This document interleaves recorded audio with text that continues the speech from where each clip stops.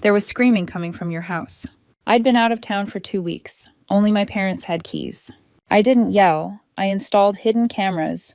The next time I left, I watched the footage, and my jaw dropped. 30 minutes later, police were involved. The thing you need to know is that I lock my house like I'm expecting a home invasion every Tuesday. Deadbolt, double cylinder, keypad lock, the works. It's not paranoia. I just travel for work a lot. I'm a consultant.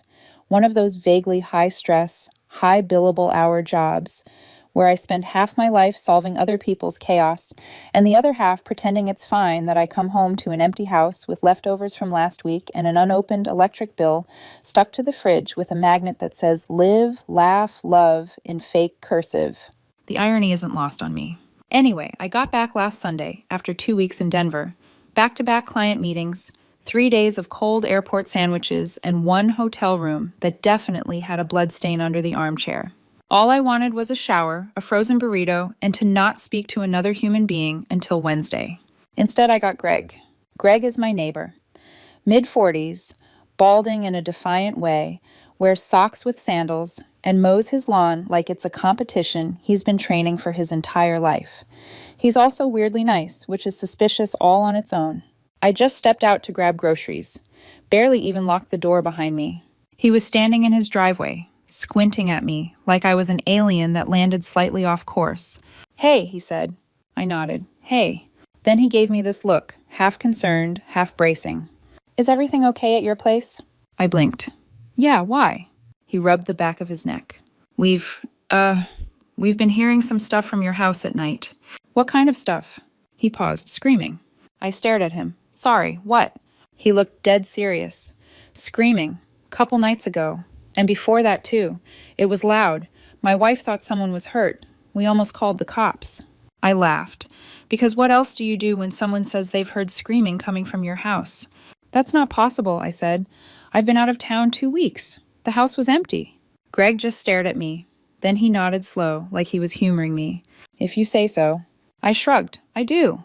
"Right." He stepped back toward his garage. "Just keep it down next time, okay?" And that was it. He turned and left me standing on my own damn sidewalk, holding my keys, trying to process the idea that apparently my house had been screaming while I was gone. No big deal. I went back inside, locked the door behind me like that would help. The house was quiet. Tidy? Maybe even a little too tidy. I noticed it when I walked past the hallway. The mirror was cleaner than I remembered. And the floor, my floor, has never gleamed. I don't gleam things. I Swiffer them, like a normal adult who doesn't have time for perfection. Then upstairs I saw it. My bed, made. Not just pulled together, hotel made. Corners tucked military tight, pillows fluffed, blanket turned down at the perfect angle like someone had watched one too many cleaning reels and decided to turn my bedroom into a Pinterest board. That's when the dread kicked in. Not fear exactly, just that quiet, creeping sense of something's off. And I already knew who had done it. So I called my mom. She picked up on the second ring, sounded cheerful, which was also suspicious. "Hi, sweetheart. How was your trip?" "Fine," I said. "Quick question. Were you at my place?" "Oh, I stopped by, watered the plants. You really should have left better instructions for the orchids, by the way. I had to improvise." "And did you make my bed?" She laughed. "Well, somebody had to. You left it a mess." I exhaled slowly. "Mom, I told you before." "Oh, come on. I didn't touch anything else, just the bed. And I ran the vacuum and wiped down the counters and reorganized the spice drawer. You had 3 containers of paprika, Lisa." I closed my eyes. "You didn't bring anyone, right?" I asked. "Of course not. Why would I bring anyone? Don't be ridiculous." I didn't argue, not because I believed her, just because I didn't have the energy to decode a lie on top of a crime scene made of cinnamon and rearranged bedding. She hung up after a few minutes of unsolicited cleaning advice and one last reminder that I should really be dating more because I'm not getting younger and there's nothing wrong with engineers. I sat on the edge of the perfect bed, staring at the too-clean floor, and felt the edges of my calm start to fray. Later that day, I went back outside. I didn't want to, but I had to. Greg was in his garage again, moving boxes around like he was building a fort. I approached slowly, like someone trying not to startle a skittish animal. "Hey," I said. He glanced over. "Hi." I rubbed my hands together. "Can I ask, what exactly did you hear from my house?" He hesitated. "I'm not accusing anyone," I added. I wasn't there, so I'm trying to figure out what happened.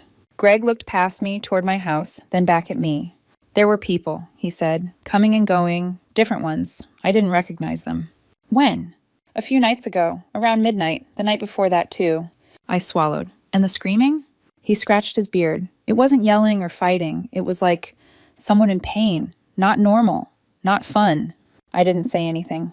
He added, "It's not the first time either. I didn't say anything before, but this happened back in March too. Not as bad, but similar. There was one night around the 10th. Loud noises, people coming and going. And again in early June. I remember because it was the night before my daughter's dance recital." I nodded slowly, even though I felt anything but steady. "Look," he said, softer now. "I'm not trying to cause trouble, but whatever's going on over there, it's not nothing." I went back inside, locked the door again, then I pulled out my planner. March 10th, I was in Atlanta. June 2nd, I was in Denver. My mom had said she watered the plants. Nothing more. But there were people in my house, and screaming, and me, hundreds of miles away, thinking the house was empty. I wasn't living alone. I was just the only one paying rent. I didn't sleep that night. Didn't check the locks. Didn't even brush my teeth. I just lay in bed, the same bed someone else had made for me, trying not to picture things I couldn't unsee. The screaming, the strangers, the pattern. March, June. Every time I went away, something happened in my house. And the worst part, I had no idea what. Not really. People coming and going. Music. Screaming. My bed made wrong. My floors too clean. It was like someone had scrubbed away the surface of my life and painted something else underneath. Something I wasn't supposed to notice. But I had noticed. And now I couldn't unnotice it. If you want to understand how this all started, you have to understand my family. And by family, I mostly mean my parents, my sister, and me. One of these things is not like the others. My parents used to be hippies, not the cute kind that makes their own soap and shops at farmers markets. I mean real hippies. Drum circles, herbal tea with questionable herbs, group therapy in someone's garage. My mom used to wear a batik shawl and talk about energy shifts before she got pregnant with me and swapped the shawl for a job at a shipping office and a 2-bedroom in the suburbs. They never really forgave me for that, by the way, for being the reason they had to get responsible. Growing up, there were always little remnants of their past floating around, books on Tantra buried under stacks of unpaid water bills, incense holders next to the tax folders, a dream catcher above the bed in the guest room no one was allowed to use, and of course, the philosophy. They were big believers in sharing, which sounds nice, until you realize what that actually meant in practice. I was born first, 2 years older than my sister, so naturally I got the bigger room. That was my first mistake. Because once my sister turned 5 and decided she wanted to turn her bedroom into a dance studio, which lasted 3 weeks, my parents said I didn't really need all that space. I wasn't even using it. Wouldn't it be nicer, more fair, if she had access to both rooms? That became the pattern. Books, share them. Toys, share them. My bike, well, she needs to learn to ride, doesn't she? And if I didn't want to share, well, that just meant I was selfish, controlling, unspiritual. Someone who hadn't yet unlearned capitalist attachment to material goods. Yes, that's a real quote from my father. I was 8. The sharing was always one-directional. She never had to give anything up. Not her toys, not her privacy, not her closet. I was the strong one, the generous one, the one who already had enough. So I learned to let go. Of fairness, of space, of expecting anything to actually belong to me. Until I got older. And I got tired of it. I worked through college, graduated early, landed an IT consulting job that paid well and aged me 10 years in 2. I bought my own place at 29. Not a mansion, but solid. 3 bedrooms, a little yard, decent light. The kind of house that felt like breathing room after a lifetime of being told to scoot over. My parents hated it. "You don't even have a family," my mom said once, like that was a moral failing. "What do you need all this space for?" I didn't respond. My sister had 2 kids by then, married to a guy who wore socks with cartoon faces and called everyone bro. They had a smaller house in the next town over, a fixer-upper. They never actually fixed. Every time my parents visited, they came back with fresh ammo. "Your sister is drowning in bills. The kids need room to play. It's not fair that you have all this and she's struggling." At first, I offered what I could. I babysat, I paid for a weekend trip. I helped replace a busted washing machine once. But it wasn't enough. Because what they wanted What they eventually said out loud was for me to downsize, sell my house, move somewhere smaller, and give the difference to my sister. "You're barely home anyway," my dad said. "Why waste it?" I said no, calmly, firmly, without guilt. And they did not take it well. For a while, they stopped talking to me, unless it was through group chats or awkward family dinners. Then my mom started thawing. One day she called out of the blue and said, "I've been thinking about your orchids. I'd be happy to water them when you travel." That's how it started. Just watering plants. Then it was, "I noticed the rug needed vacuuming, so I did it. Hope that's okay." Then, "You really should declutter your entryway. I tidied up a bit while I was there." Then, "I had to redo your bed. You're folding the top sheet wrong. You're not in a hotel." It got weirder. Once I came home to find the spice rack rearranged alphabetically, and not in English. She used Latin. Another time, the kitchen table was wiped down and reset with placemats I didn't own. I told her gently to stop. She told me it was her new hobby. "I've been watching cleaning tutorials," she said. Like that explained why my laundry was folded into swans and my socks were sorted by chakra. I didn't push it. Because, and I hate this, part of me was just grateful she was speaking to me again. That I hadn't been cut off entirely for refusing to bankrupt myself in the name of sibling equality. But the timeline kept bothering me. Her cleaning hobby started around the same time my sister upgraded to a bigger house, one with a backyard and a walk-in closet and a mortgage she definitely couldn't afford on her own. I remember asking once, casually, how they managed it. My sister just smiled. "We had help." "From who?" She didn't say. And I didn't ask. Because some part of me already knew that if I scratched too hard at the surface, I'd find something rotting underneath. Something I wouldn't be able to ignore. I just didn't know how bad it was yet. Not then. Not yet. I didn't want to be the kind of person who installs hidden cameras in her own home. I wanted to be normal. Boring. Even the kind of woman who says, "Thanks, Mom," when her mother offers to water the plants, and then doesn't wonder if that's code for something else. The kind of woman who locks her door and assumes that when she comes back, the bed will still be made the way she left it.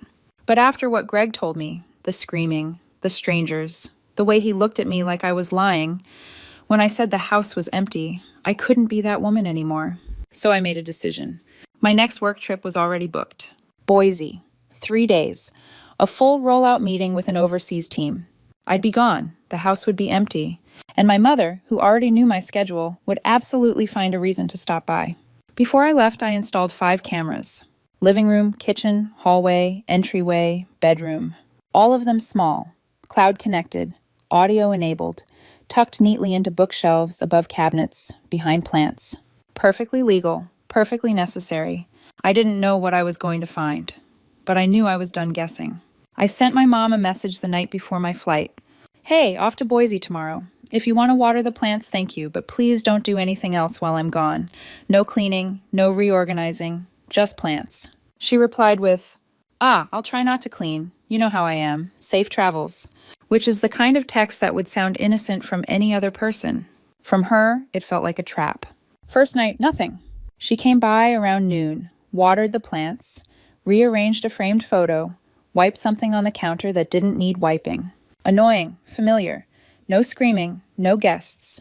Just the usual maternal chaos disguised as help. I watched it all that evening from my hotel, laptop open, headphones in, anxiety somewhere in the back of my throat like a swallowed marble. It was quiet. I didn't relax. Second night, I opened the feed around 8 p.m. At first, everything was still. Dim lighting, no movement. Then the front door opened, and someone stepped inside. Not my mother. Broad-shouldered, a duffel bag slung over one arm. He walked through the living room like he'd done it before. No hesitation, no pause. 2 minutes later, someone else entered. Then another, a woman with a long silver braid and a wine bottle. Another woman in boots and a red shawl. A man with a folding chair. No one knocked. No one spoke loudly. They all moved like they belonged. I stared at the screen. I didn't blink. Then my phone rang. "Hey, where are you? Our call with the India team started a few minutes ago." Crap. I'd completely forgotten because of the time difference. It was morning for them. Just another Tuesday. For me, it was the beginning of something I didn't have words for. I closed the feed, grabbed my work laptop, joined the Zoom. I'm not going to pretend I remember what the meeting was about. Imagine this. You've just seen strangers walk into your house. Not your neighbor, not a friend. Strangers. with bags and wine and folding chairs. Then imagine switching windows and pretending to care about enterprise data syncing while someone named Rishi walks you through a slide deck you don't understand on a normal day. I nodded, smiled, probably agreed to things I'll regret later. Inside, I was spiraling. Outside, I was muted. The meeting lasted 30 minutes. Felt like 10 hours. As soon as it ended, I opened the camera feed again. I wish I hadn't. The living room was full. People were spread across the furniture like it was theirs. Lights dimmed, music playing. Something soft and rhythmic. There was laughter. Someone lit a candle. I saw a man in nothing but boxer briefs lounging across my sofa. A woman cross-legged on the rug opening a small black case. A handful of unmistakably adult items laid out across my coffee table. Something made of leather, something shiny, something that moved. Someone else walked barefoot through the hallway holding what looked like a blindfold. She giggled as she passed the bookshelf where I'd hidden the camera. She looked straight at it, not into it, just near it. But still I felt cold. This is my house. This is my sofa. This is my table. I eat lunch there. I put coffee mugs there. And now this. I closed the laptop fast like it was hot, like it could burn me. I was still staring at the ceiling when my phone rang again. Unknown number. I answered anyway. Hi, is this Lisa Kessler? Yes.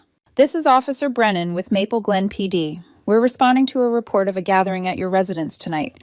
Are you aware of anyone currently using the property? I swallowed. No, I'm in Boise. I'm not home.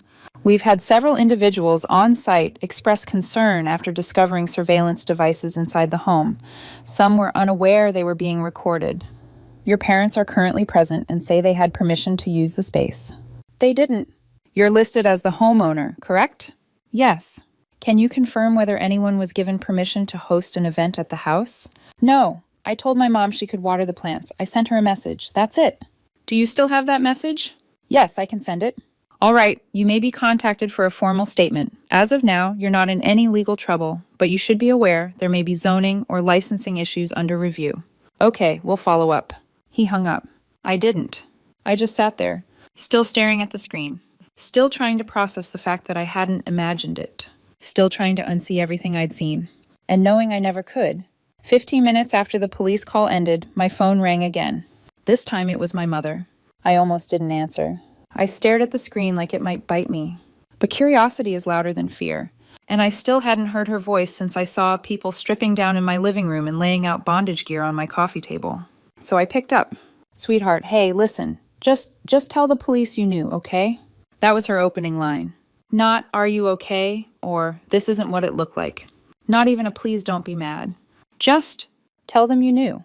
I blinked. What? That you gave us permission. That we could use the house. It was just a little get-together, like the old days. Old days? You know, community events. People we trust. It wasn't anything dangerous. Just tell them it was okay. Please. I stood up and walked to the window of my hotel room. I could see the parking lot. A minivan parked sideways across two spaces. A woman trying to untangle her toddler from her own scarf. Everything looked normal. So painfully normal. Mom, I said, what were you doing in my house? Silence. I saw people, I said. I saw what was on my rug, on my table, on my sofa. What the hell was that? We can explain, just not right now. No, what were you doing? It wasn't illegal. We didn't hurt anyone. It was private. And someone overreacted and called the police because they found a camera. Yes, a camera I installed. In my own house, because you've been using it without telling me. Another silence. Then my father's voice. Quiet. Lise, we didn't think you'd understand. So you decided not to give me the chance. We thought you'd try to stop it. You were right. I hung up before they could say anything else. I didn't slam the phone. I didn't throw it. I just set it down on the edge of the table and stared at it like it had become someone else's problem. 3 days later, I got a message request on Facebook from someone I hadn't spoken to in at least a decade. One of my parents' old friends. Gray hair, poetry blog, probably still drinks chamomile tea like it's a personality. The message was calm, apologetic, almost too kind. I didn't know they didn't have your permission. We were told you were aware and comfortable. I'm so sorry. If it helps, this is the website they used to organize. There was a link. No name, no logo, just a clean, private-looking URL. I clicked it. The site was beautiful in that sterile, over-designed way that makes you feel like you're about to accidentally join a cult. Muted colors, calming fonts, words like freedom through trust, rotating safe spaces, private curated gatherings. Suggested donations $400, $850, $12 $200. A calendar of events. Every date lined up with one of my business trips. Each location was listed vaguely, but I recognized the photos. One had a wine glass resting on a table I refinished myself during lockdown. Another had the rug my mom kept saying was too plain. They hadn't borrowed my house. They'd featured it. There was a host alias. The email address attached had my mother's old nickname from her hippie days in it, just spelled backward. I closed the laptop. Not in anger, not even in horror, just in finality. They showed up 4 days later. No text, no warning. Just a knock on the door and the slow, exhausted sound of two people pretending they weren't panicking. You didn't have to escalate it, my mother said as soon as I opened the door. We could have handled this as a family. I didn't escalate anything, I said. One of your guests called the police. I didn't even know it was happening. But you told them everything. I told the truth. We were trying to help your sister, she said. She needed support. You said no. She needed a bigger house, I said. I didn't think that made her entitled to mine. We couldn't use ours, my father added. People know us here. Yours was neutral. Neutral? I repeated. That's what I am now? You were gone most of the time. The house was sitting empty. It wasn't empty, I said. It was mine. They didn't reply. They left with the same silence they brought with them. The fallout wasn't loud. It was worse than that. Licensing violations, zoning complaints, a cease and desist from the city, a letter from the IRS asking about unreported income. One of the guests sued them for emotional distress and breach of privacy. They didn't go to jail, but they paid. Financially, socially, quietly. The website was shut down. The network went dark. And all the friends they used to gather with stopped returning calls. My sister called next. I hope you're satisfied. Excuse me? They were trying to help me, and now Dan and I have to move. They can't help with the mortgage anymore. So you're blaming me? You didn't have to go nuclear. You could have protected them. They used my house without permission. They did it for me. No, they did it without asking. They didn't ask me. They didn't ask you either, did they? That was the end of that. I sold the house. Didn't post it. Didn't tell anyone. Hired a real estate agent. Packed up the evidence. Signed the papers. The new place is smaller, quieter, farther away. It smells like new paint and no one else's decisions. I didn't leave a key under the mat. I didn't give anyone a copy. They tried calling once, maybe twice. No voicemails. Dismissed calls I let stay missed. Eventually they stopped. There was no dramatic ending. No last-ditch apology. Just the quiet understanding between people who know when something's over and aren't willing to say it out loud. We didn't fall out. We just stopped pretending we were still in orbit. They thought I'd protect them. I thought they'd protect me. As it turned out, we were both wrong. So that's what happened. Some people said I overreacted. Others said I let them off too easy. What do you think? Did I go too far or not far enough? Let me know in the comments.